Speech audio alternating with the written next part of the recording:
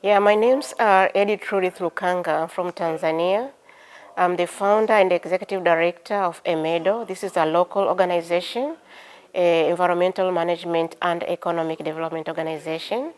I'm also a convener of the National Network of Women Fish Processors and Fish Workers in Tanzania, which is called Tanzania National Women Fish Workers Association. And yeah, at an African level also, I'm the General Secretary of the African Women Fish Processors and Traders Network. And my participation at the global level is through the World Forum of Fish Harvesters and Fish Workers, to which I'm the co-president. In my area, the main challenge, I'm speaking from the women in small-scale fisheries.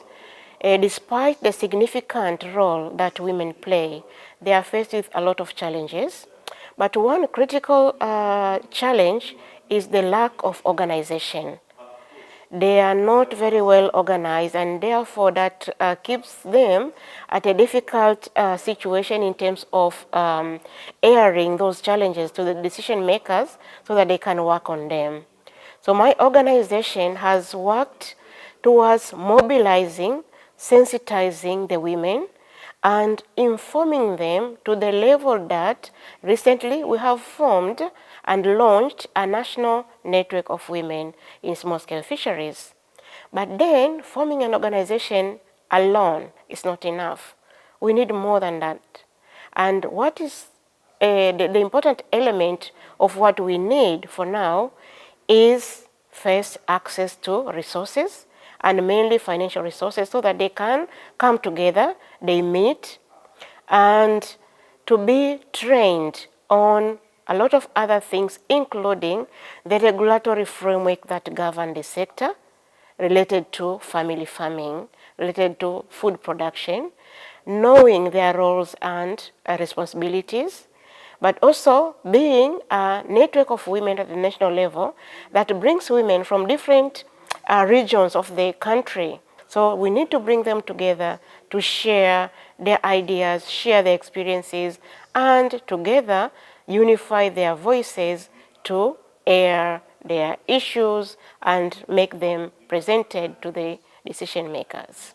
The role of my organization include capacity building and empowerment of women in the small-scale fisheries sector.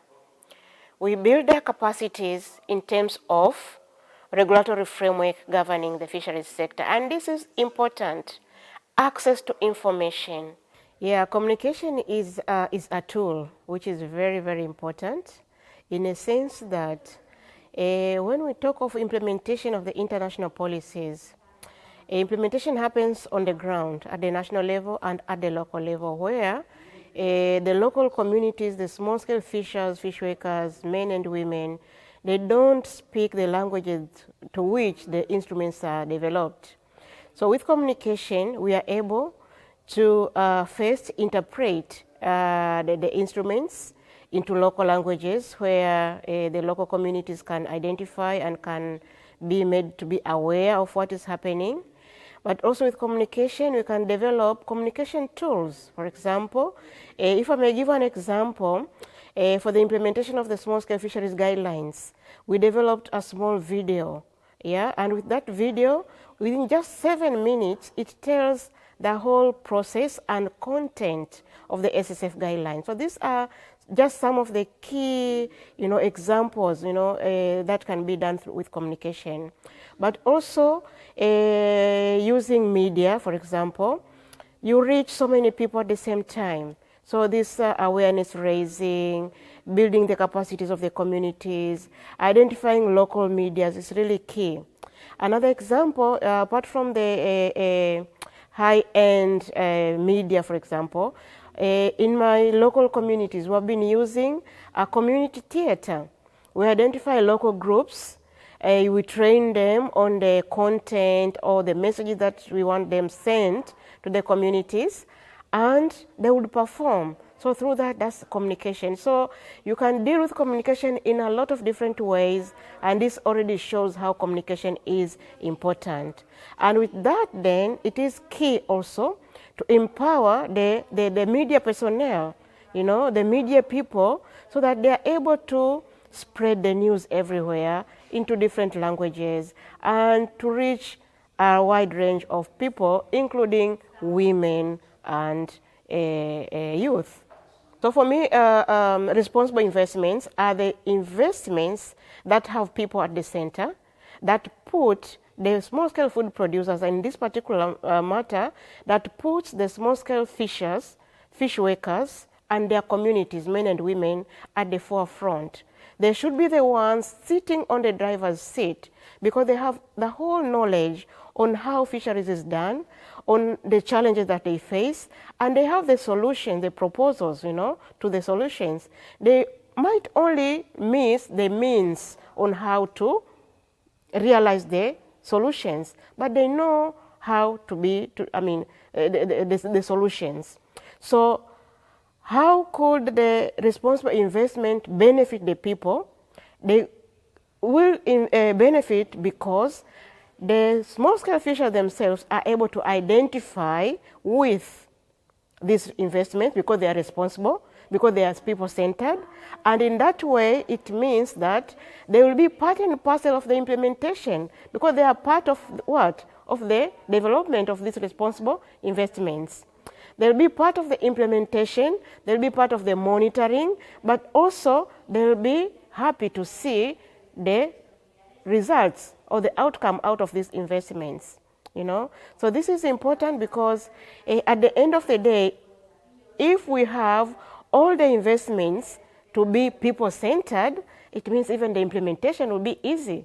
So this is how they will benefit, because if we have the investments that are not responsible, it means they will remain in papers. They will not be able to be implemented. They will not be able to transform people's lives. And for us, we want investments that are responsible, that are able to address the questions that the small-scale fishers have, the questions that the women in fisheries have, and they are able to bring solutions to these questions. If I may say, of all the actors in the food production systems, women are key players. They are really important, and therefore fostering gender equality and empowerment is really important. For example, in the small-scale fisheries, 90% of all the workers in fisheries, both inland and marine, are small-scale. And about half of them are women. So already just by numbers, you will see how women are important in the sector.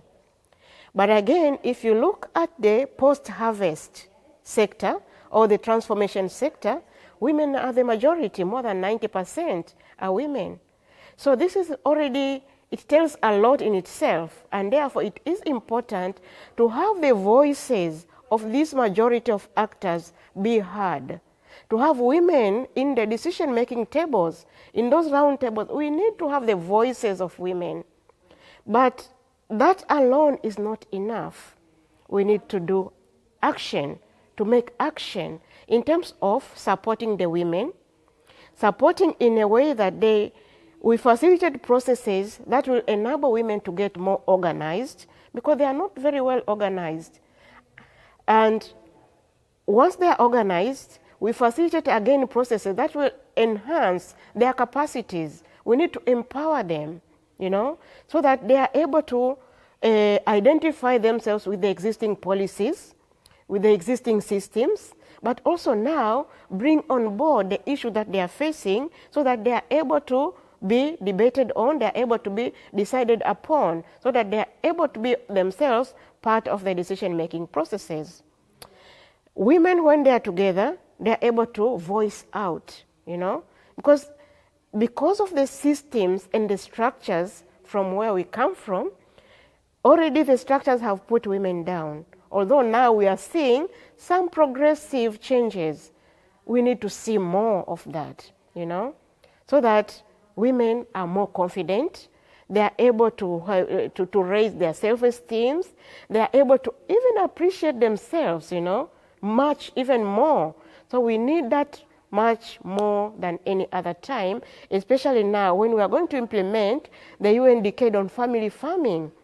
Women should be in the forefront, not just like empowering them, but facilitate processes that they should also empower themselves. We have women who are doing really good work, who are very well empowered, who are knowledgeable. So those also should be, made visible so that the other women could learn from them that, okay, if she could do it, I can also do something. So it's really, really important to bring gender equality and women empowerment on the table. And for example, the leading organizations and the national levels and the regional governments should be able to allocate resources purposely focused on empowering women. Responsible investment, how can they support women or gender equality and gender empowerment and women empowerment? As I said in the beginning, for investment to be responsible, it needs to have people at the center. So out of these people, women. It should have women at the center, and not just by numbers, not like, okay, we have this percentage by number are women. No, we need to see more real, practical, actions happening on the ground that will be able to transform women. For example, in the fish processing sector, women suffer a lot. The infrastructure is not good at all. They would bend most of the time. They would be standing, most of the time under the sun, no shade. When they'll transport, they'll carry, the fish baskets or the buckets on their heads, moving door to door. So all those things, we need to see actions that would help the woman, that will help women to transform that to be better placed, and that the environment for them to operate should improve. So this is what we would call a responsive or responsible investment that is in favor of women.